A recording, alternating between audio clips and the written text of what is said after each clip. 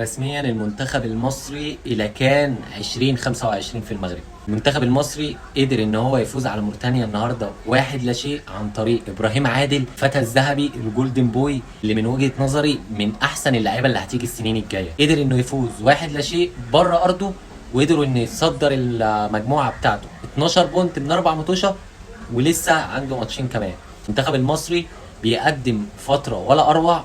بالظبط لو رجعنا للزمن من كام سنه ورا كنت هتلاقي ان مجرد صعود المنتخب من المجموعه بتاعته فانت بتعمل مهرجان وزيطه اصلا إن هو يعدي المجموعه بتاعته. بس دلوقتي انت مع حسام حسن انت متصدر المجموعتين بتوع كاس العالم وبتاعت افريقيا، يعني ناقص تاتشات بسيطه وان شاء الله نسعد كاس عالم.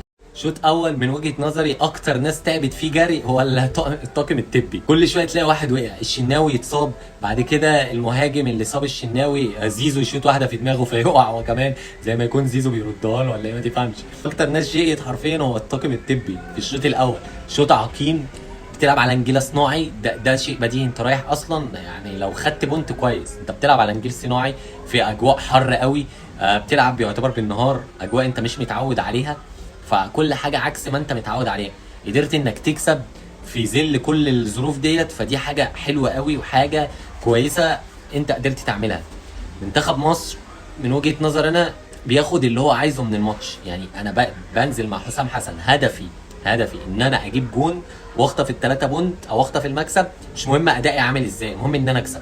هو ده كده اللي بيحصل مع المنتخب. طبعا مش قادر اقول لك ان الناس كانت عايزه حسام حسن مطلب جماهير، الراجل جالكم. طبعا في اختلافات معاه في القايمه بتاعته، في اختياره للعيبه، ده شيء بديهي. كلنا مع اهلاوي او زملكاوي ايا كان انت معاك ايه، انت مختلف معاه في قائمه اللعيبه اللي بياخدها، بس ده ما يمنعش ان هو باللعيبه اللي معاه بيقدر يجيب لك اللي انت عايزه. انا بقدر اكسب بره ارضي وجوه ارضي، محقق لك اللي انت عايزه واللي انا عايزه لحد دلوقتي، فانت مش هتلومني على حاجه. تلومني ده في حاله ان ما وصلتكش افريقيا او كاس عالم. انما انا من وجهه نظري ايه المجموعتين اللي انت وقعت فيهم سواء في افريقيا او في كاس عالم، تصفيات كاس عالم، فانت ربنا كريم معاك قوي قوي والله العظيم، بيحبك كمان.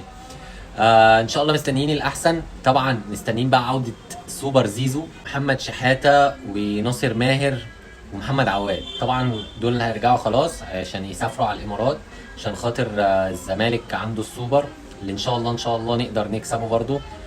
كل الناس برضو بتقلل من الزمالك ما زالت، بس ان شاء الله احنا قدها وان شاء الله نقدر نعدي بيراميدز ونقدر نكسب الطرف الثاني اللي هيوصل النهائي قدامنا.